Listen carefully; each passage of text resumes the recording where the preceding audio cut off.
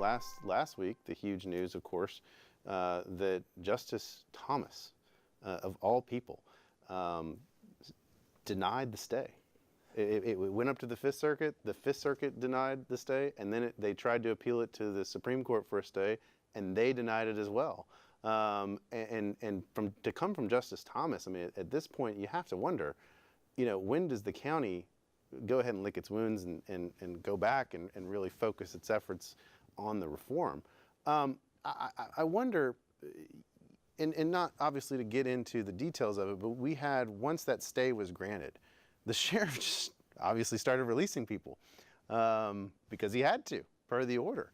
And I'm sure that had to just create a mass pandemonium in your world when that started happening. Well, there's parts of I think I can say that there are parts of the injunction order that we had to comply with, specifically in Harris County Pretrial Services, and we've done what we need to do to be in compliance with the order as well. I think that's as much as in terms of the pending litigation. Mm-hmm. But I was going back to your original statement. I was aware of the pending lawsuit on the federal level, but what was more encouraging for me is the commitment locally with the Harris County key stakeholders that were committed to reform. So reform can happen in multiple ways. It can be a federally imposed based on new case law, something that it can happen that way.